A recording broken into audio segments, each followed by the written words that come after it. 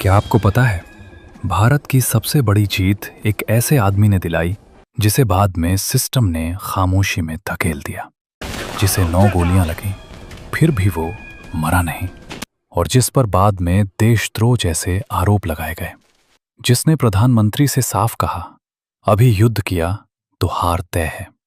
6 महीने की तैयारी के बाद उसी आदमी ने 13 दिनों में इतिहास बदल दिया। 93,000 दुश्मन सैनिकों ने हथियार डाल दिए, एक नया देश पैदा हुआ। लेकिन जीत के बाद वो चुपचाप पीछे हटा दिया गया।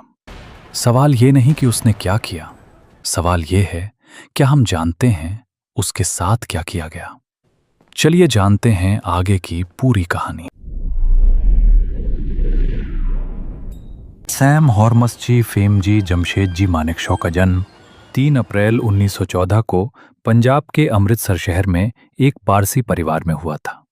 Sam Manekshaw Hermès the Manekshaw और हिला मेहता की 5वीं संतान थे। हर्मिस द मानेकशॉ पेशे से एक डॉक्टर थे।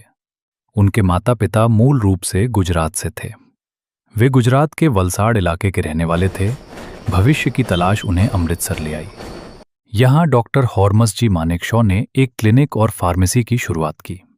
बचपन से ही सैम अलग थे, शरारती, बेहद जोशीले और हर चीज को चुनौती समझने वाले। उनकी पहली इच्छा थी अपने पिता की तरह डॉक्टर बनना। शुरुआती पढ़ाई लिखाई उन्होंने पंजाब में ही पूरी की। इसके बाद शेरवुड कॉलेज, नैनीताल, सिर्फ 15 साल की उम्र में 1929 में उन्होंने जूनियर कैम्ब्रिज सर्टिफिकेट हासिल किया और फिर 1931 में सीनियर कैम्ब्रिज परीक्षा स्पेशल क्वालिफिकेशन के साथ पास किया। जब सैम 17 साल के हुए तो उन्होंने अपने पिता से लंदन जाकर मेडिकल की पढ़ाई करने की इच्छा जताई, लेकिन उनके पिता ने इस रिक्वेस्ट को ये कहते हुए ठुकरा दिया कि उनकी एज अभी काफी कम है। साथ ही उस समय उनके 2 बड़े भाई ऑलरेडी लंदन में रहकर पढ़ाई कर रहे थे, इसलिए उनके पिता के लिए एक और बच्चे को लंदन भेजना आसान नहीं था। अपने पिता से ना सुनकर सैम मानेकशॉ को काफी बुरा लगा और मजबूरन उन्होंने आगे की पढ़ाई के लिए अमृतसर के हिंदू सभा कॉलेज में एडमिशन ले लिया, जिसे आज हिंदू कॉलेज के नाम से जाना जाता है। अप्रैल 1932 में पंजाब विश्वविद्यालय लाहौर द्वारा आयोजित एग्जाम में साइंस में 3rd रैंक से सैम पास हुए, लेकिन किस्मत उन्हें किसी और रास्ते पर ले जाने वाली थी। इसी दौरान 1931 में फील्ड मार्शल सर फिलिप चेतवुड भारतीय सैन्य कॉलेज समिति की अध्यक्षता कर रहे थे। समिति ने सेना में ऑफिसर कमीशंस के लिए भारतीयों को ट्रेन करने के लिए भारत में एक सैन्य एकेडमी स्थापित करने की सिफारिश की, जिसके जरिए टैलेंटेड इंडियन कैडेट्स को ब्रिटिश ऑफिसर के रूप में भर्ती किया जाता था। इसी से भारतीय सेना की आईएमए की शुरुआत हुई। सैम मानेकशॉ ने अपने पिता से आईएमए जाने की इजाजत मांगी, लेकिन इस बार भी उन्हें अपने पिता से ना सुनने को मिला। हालांकि इस बार उन्होंने अपने पिता के खिलाफ जाकर इस पोस्ट के लिए अप्लाई कर दिया। 1 अक्टूबर 1932 देश भर से चुने गए सिर्फ 15 कैंडिडेट्स में एक नाम था, सैम मानेकशॉ। उन्होंने मेरिट लिस्ट में 6वां रैंक हासिल की। वो आईएमए के बैच का हिस्सा बने। इस बैच को इतिहास ने नाम दिया द पायोनियर्स। सैम मानेकशॉ को करीब 3 साल तक आईएमए में मिलिट्री ट्रेनिंग दी गई। 3 साल तक काम करने के बाद उन्हें 12वीं फ्रंटियर फोर्स रेजिमेंट में क्वार्टर मास्टर अपॉइंटेड दिया गया। 1 मई 1938 को वो अपनी कंपनी के क्वार्टर मास्टर नियुक्त हुए। भाषाओं में उनकी पकड़ असाधारण थी, पंजाबी, हिंदी, उर्दू, अंग्रेजी, गुजराती, और 1938 में उन्होंने पश्तो भाषा में। उन्होंने high level military interpreter exam भी क्लियर किया। भले ही शुरुआत में सैम डॉक्टर बनना चाहते थे, लेकिन आर्मी ज्वाइन करने के बाद उन्होंने अपने जज्बे से सभी सीनियर्स का दिल जीत लिया था। ये तो बस शुरुआत थी और अभी दुनिया को सैम बहादुर का असली रूप देखना बाकी था। 1939 वर्ल्ड वॉर 2। इस युद्ध में जापान ने एशिया में एलाइड पावर्स की हालत खराब कर दी थी। चीन में एलाइड पावर्स को बुरी तरह रौंदने के बाद जापान ने ब्रिटेन को भारत से भी खदेड़ने के इरादे से बर्मा की ओर अपने कदम बढ़ा दिए। 1942 तक जापानी इंपीरियल आर्मी बर्मा में बीलिन रिवर तक पहुंच चुकी थी, जो सितांग नदी से लगभग 48 किलोमीटर दक्षिण में थी। जापानी सेना बड़ी तेजी से सितांग ब्रिज की ओर बढ़ रही थी। ऐसे हालात में योग्य अधिकारियों की भारी कमी के कारण ब्रिटिश अधिकारियों ने सितांग ब्रिज की रक्षा की जिम्मेदारी सैम मानेकशॉ को सौंपी। चूंकि सैम पंजाबी भाषा बहुत अच्छी बोलते थे, इसलिए उन्हें राइफल कंपनी का स्थानापन्न कमांडर नियुक्त किया गया। उन्हें डबल प्रमोशन देते हुए सीधे कैप्टन बना दिया गया। बर्मा में सितांग नदी पर 12वीं फ्रंटियर फोर्स रेजिमेंट की 4थी बटालियन के साथ कैप्टन सैम मानेकशॉ ने अपनी कंपनी का नेतृत्व संभाला। जापानी सेना ने सितांग ब्रिज पर कब्जा करने की कोशिश की, लेकिन कैप्टन सैम मानेकशॉ के नेतृत्व में उनकी कंपनी के जवानों ने जोरदार काउंटर अटैक किया और जापानी सैनिकों को पीछे धकेल दिया। हालांकि इस संघर्ष में उनकी कंपनी को लगभग 30% जनहानि झेलनी पड़ी, फिर भी जवाबी हमला पूरी तरह सफल रहा। ये जीत काफी हद तक कैप्टन मानेकशॉ के उत्कृष्ट नेतृत्व, साहस और दृढ़ता का परिणाम थी, और इस तरह रणनीतिक रूप से अत्यंत महत्वपूर्ण सितांग ब्रिज को डिफेंड कर लिया गया। लेकिन इसी दौरान 22 फरवरी 1942 कैप्टन सैम मानेकशॉ बुरी तरह घायल हो गए। इस संघर्ष में जापानी मशीनगनों से दागी गई 9 गोलियों ने उनके शरीर को छलनी कर दिया, लेकिन सैम अब भी जिंदा थे। वे 36 घंटों तक इसी घायल अवस्था में युद्ध के मैदान में पड़े रहे और अंततः बेहोश हो गए। उनकी बटालियन के एक सिपाही शेर सिंह ने जब उन्हें इस हालत में देखा तो बिना समय गवाए सैम को अपने कंधे पर लादकर उन्हें पास के मेडिकल कैंप तक पहुंचाया। उनकी गंभीर हालत देखकर एक ऑस्ट्रेलियन डॉक्टर ने उन्हें फिनिश्ड केस बता दिया। डॉक्टर ने कहा कि उनके बचने की संभावना बेहद कम है और उनका इलाज करना वेस्ट ऑफ टाइम होगा। उसने युद्ध में घायल दूसरे सैनिकों का इलाज करना ज्यादा उचित समझा, लेकिन बर्मा के युद्ध में सैम मानेकशॉ के असाधारण साहस और नेतृत्व को देखते हुए 177वें इन्फेंट्री इंडियन डिवीजन के कमांडर मेजर जनरल डेविड कवन खुद उस मेडिकल कैंप में पहुंचे। मानेकशॉ को जीवन और मृत्यु के बीच जूझते देख वे तुरंत उनकी ओर लपके। इस डर से कि कहीं मानेकशॉ की मृत्यु न हो जाए, जनरल ने वहीं अपने हाथ से उनके सीने पर मिलिट्री क्रॉस का रिबन लगा दिया और कहा, a dead man can not be awarded a military cross. एक मृत व्यक्ति को मिलिट्री क्रॉस नहीं दिया जा सकता। हालांकि इतना बहादुर सिपाही बिना इलाज के मर जाए, ये सेना को मंजूर नहीं था। सिपाही मेहर सिंह बदेशा ने डॉक्टर को उनका इलाज करने के लिए मजबूर किया। आखिरकार डॉक्टरों ने ऑपरेशन शुरू करने का फैसला लिया। ऑपरेशन से पहले ऑस्ट्रेलियन सर्जन ने सैम से पूछा, what happened to you? Sam ने हल्की मुस्कान के साथ जवाब दिया, I was kicked by a bloody mule. Doctor जोर से हंस पड़ा और बोला, by Jove, you have a sense of humour. I think you are worth saving. और फिर उन्होंने सैम की जान बचाने के लिए अपनी पूरी ताकत झोंक दी। कई घंटों तक चले ऑपरेशन के बाद आखिरकार सर्जरी सफल रही और सैम मानेकशॉ की जान बच गई। कुछ समय बाद उन्हें होश आ गया। पूरी तरह स्वस्थ होने के बाद सैम मानेकशॉ ने दोबारा अपना सैन्य चार्ज संभाला। उनके शानदार कार्य और नेतृत्व के चलते पहले उन्हें लेफ्टिनेंट कर्नल बनाया गया। वे मिलिट्री ऑपरेशंस के ग्रेड 1 जनरल स्टाफ ऑफिसर के पद तक पहुंच गए। 1947 भारत के इतिहास का सबसे निर्णायक साल। सदियों की गुलामी के बाद देश आजाद तो हुआ, लेकिन उसी पल भारत की आत्मा को एक गहरी चोट भी लगी। देश का विभाजन हुआ। भारत और पाकिस्तान 2 अलग राष्ट्र बने।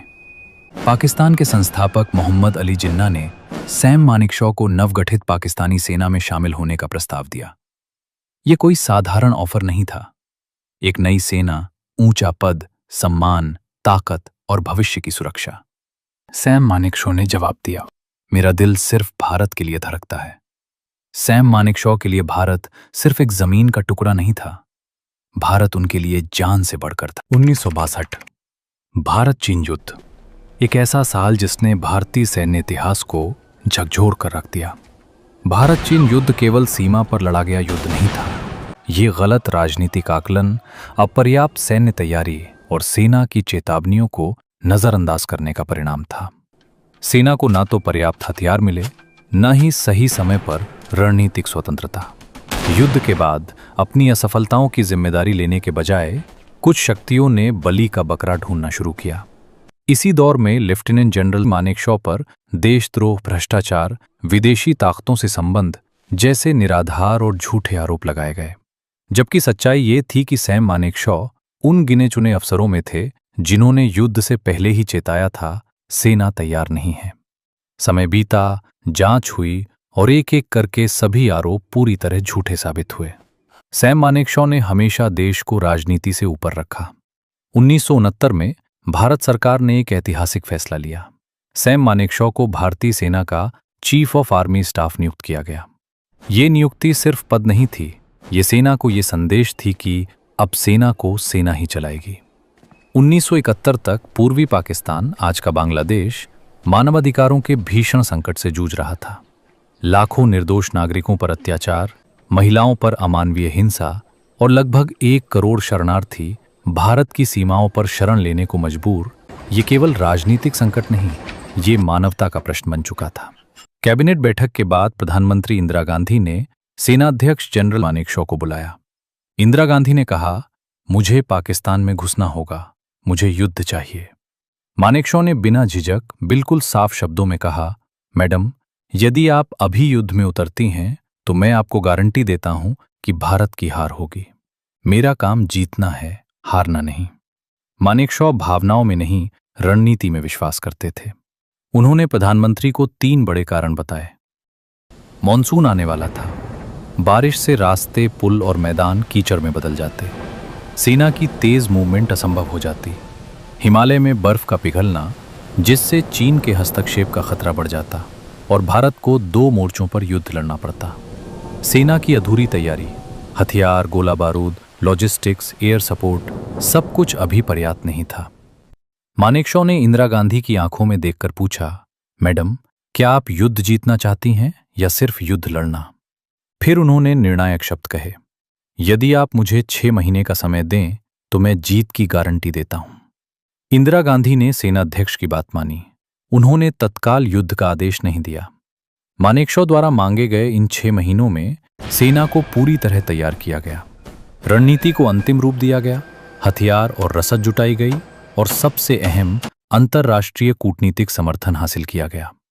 दिसंबर 1971, जब समय सही था, जब मौसम, सेना और रणनीति तीनों भारत के पक्ष में थे, तब युद्ध शुरू हुआ। केवल 13 दिनों में भारतीय सेना ने इतिहास रच दिया।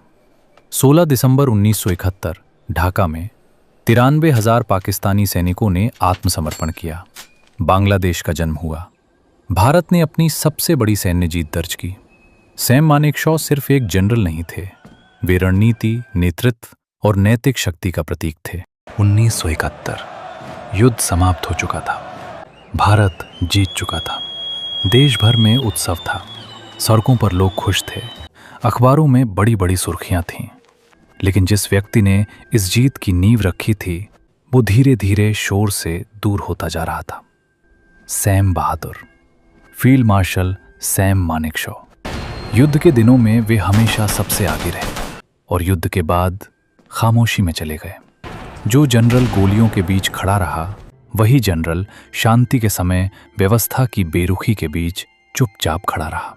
जिस इंसान ने देश को उसकी सबसे बड़ी सैन्य जीत दिलाई, उसे अपने अंतिम वर्षों में पूरा सम्मान नहीं मिला। फील्ड मार्शल, भारतीय सेना का सबसे ऊंचा पद, इससे ऊपर कुछ नहीं। फिर भी सरकारी आवास, स्टाफ और जरूरी सुविधाओं के लिए उन्हें वर्षों तक इंतजार करना पड़ा। सैम बहादुर ने कभी शिकायत नहीं की, कभी नाराजगी नहीं दिखाई। उन्होंने अपनी गरिमा कभी नहीं खोई। वे शांति से अपना जीवन जीते रहे। ये केवल एक व्यक्ति की कहानी नहीं थी, ये उस व्यवस्था की कहानी थी जो अपने नायकों को अक्सर देर से पहचानती है। 2007 में तत्कालीन राष्ट्रपति APJ अब्दुल कलाम स्वयं उनसे मिलने पहुंचे।